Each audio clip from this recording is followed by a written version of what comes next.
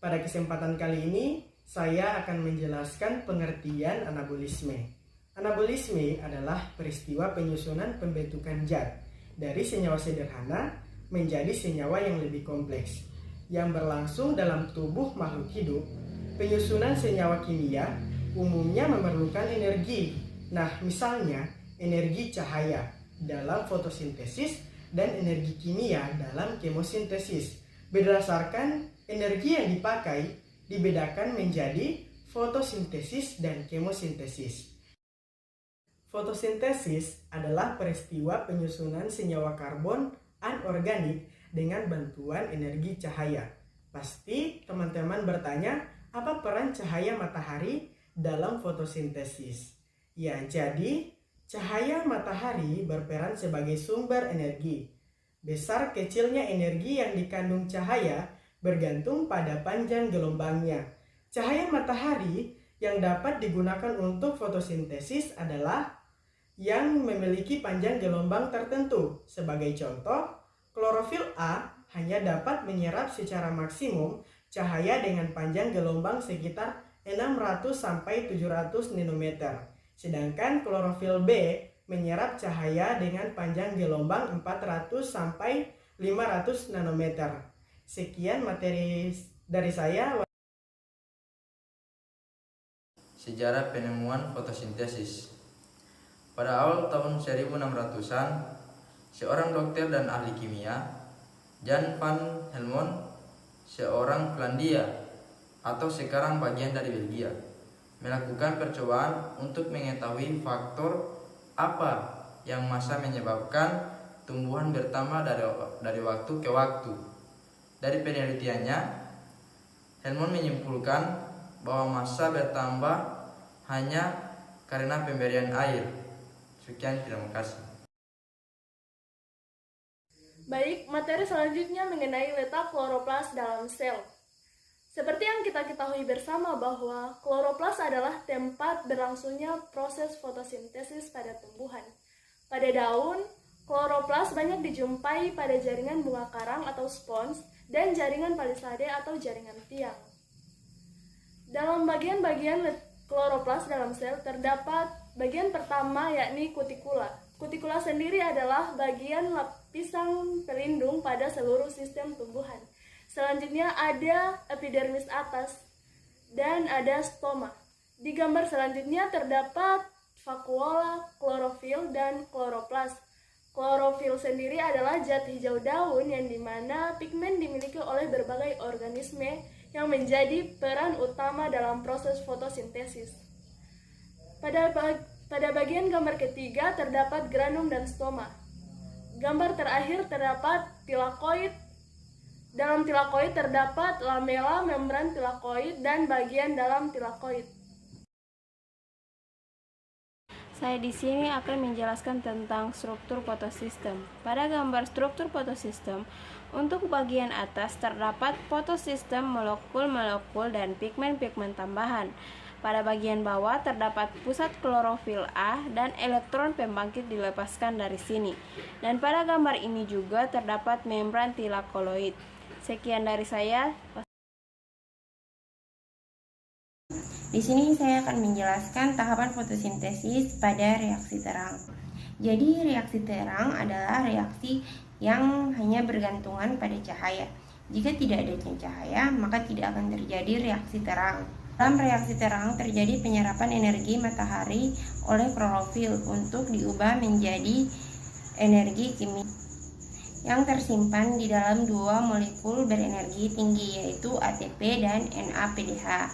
Pada saat reaksi terjadi fotolisis, yaitu penguraian air oleh cahaya menjadi hidrogen dan oksigen. Pada proses reaksi terang terdiri dua reaksi, yaitu fotofosforilasi non-siklis dan fotofosforilasi siklis.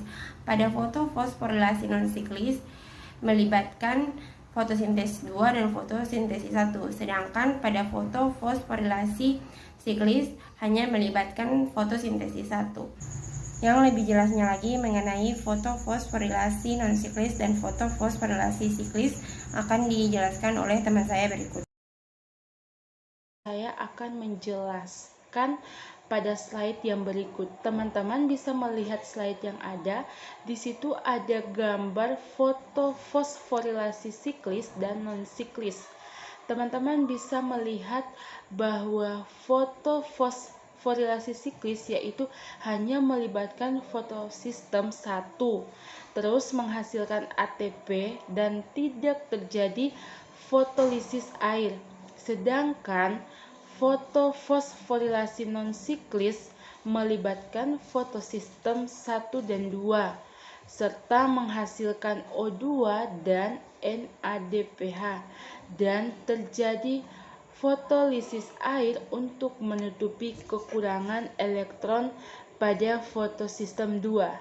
Itulah yang terdapat pada gambar fotofosforilasi siklis dan non-siklis. Kita pindah pada slide yang berikut. Teman-teman, pada slide yang berikut ada 4 yang perlu kita ketahui. Yang pertama, fotofosforilasi siklis merupakan reaksi terang yang paling sederhana karena hanya melibatkan fotosistem 1. Yang kedua, aliran elektronnya membentuk siklus karena elektron yang tereksitasi yang berasal dari P700 pada pusat reaksi seringkali kembali ke P700. Dan yang ketiga, untuk setiap elektron yang masuk ke fotofosforilasi siklis disintesis 1 ATP melalui kemiosmosis. Dan yang keempat adalah pada jalur ini tidak berbentuk NADPH dan oksigen.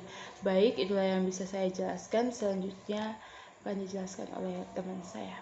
Terima kasih.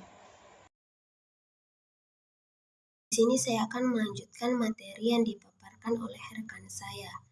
Kita masuk pada pembentukan ATP melalui kemiosmosis yang terjadi di dalam membran tilakoid.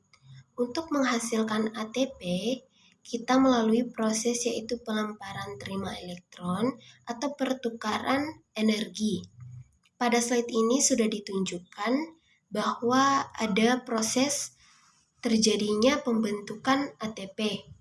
Pada gambar ini ada aliran elektron-elektron, aseptor elektron. Pada saat elektron mengalir dari aseptor ini, energi dan aliran ini digunakan untuk proses pemompaan H+ dari stroma ke dalam ruang tilakoid.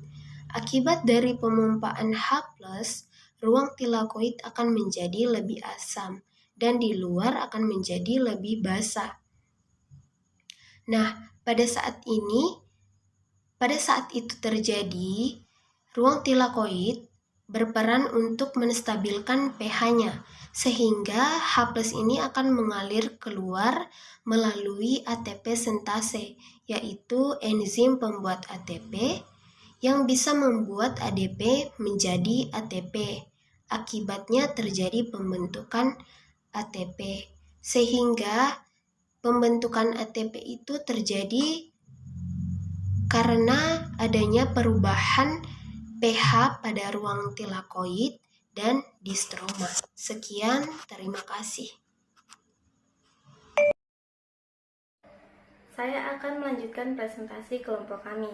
Di sini saya akan menjelaskan materi tentang reaksi gelap. Reaksi ini terjadi di dalam bagian stroma. Pada reaksi gelap, ATP dan NADPH yang dihasilkan pada reaksi terang digunakan sebagai sumber energi untuk mereduksi karbon dioksida menjadi glukosa. Pembentukan glukosa dari karbon dioksida adalah melalui siklus Kelvin-Benson. Gambar di bawah ini adalah siklus Kelvin-Benson. Mekanisme siklus Kelvin-Benson dimulai dengan fiksasi CO2 oleh RUBP membentuk 3 fosfogliserat. RUBP merupakan enzim alusetrik yang distimulasi oleh 3 jenis perubahan yang dihasilkan dari pencahayaan kloroplas. Pertama, reaksi dari enzim ini distimulasi oleh peningkatan pH. Jika kloroplas diberi cahaya, ion H+ ditransfer dari stroma ke dalam tilakoid, menghasilkan peningkatan pH stroma yang menstimulasi enzim karboksilase, terletak di permukaan luar membran tilakoid. Kedua, reaksi ini distimulasi oleh Mg2+, yang memasuki stroma daun sebagai ion H+. Jika kloroplas diberi cahaya, ketiga reaksi ini distimulasi oleh NADPH yang dihasilkan oleh fotosistem 1 selama pemberian cahaya. Sekian, terima kasih. Saya di sini akan menjelaskan materi pokok tentang faktor-faktor yang mempengaruhi fotosintesis. Ada beberapa faktor yang utama yang menentukan hasil fotosintesis. Yang pertama, konsentrasi karbon dioksida. Semakin banyak karbon dioksida di udara, makin banyak jumlah bahan yang dapat digunakan tumbuhan untuk melangsungkan fotosintesis. Yang kedua, suhu. Enzim-enzim yang bekerja dalam proses fotosintesis hanya dapat bekerja pada suhu optimalnya. Umumnya, laju fotosintesis meningkat seiring dengan meningkatnya suhu hingga batas toleransi enzim. Yang ketiga, kadar air.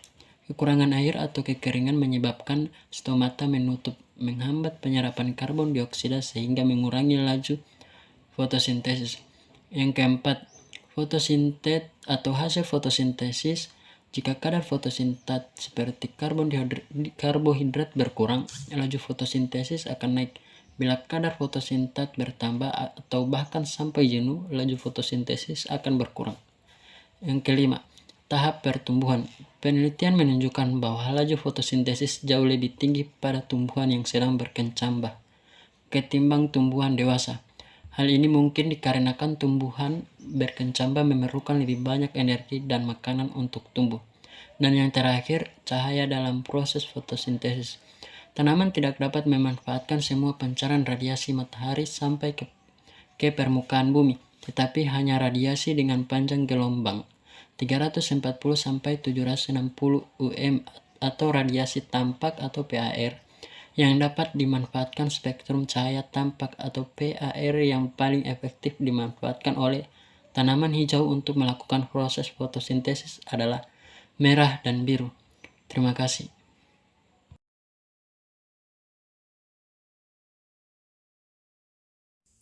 Untuk materi selanjutnya, saya akan membahas tentang kemosintesis.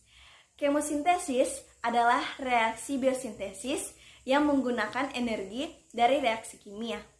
Kemosintesis dapat dilakukan oleh beberapa jenis bakteri, yaitu seperti bakteri belerang, bakteri besi, dan bakteri nitrifikasi.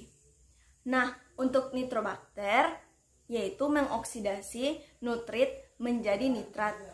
Nah, untuk Thiobacillus thiooxides, yaitu mengoksidasi sulfur atau belerang anorganik menjadi asam sulfat. Baik, sekian dari saya. Wabillahi taufiq wal hidayah. Wassalamualaikum warahmatullahi wabarakatuh.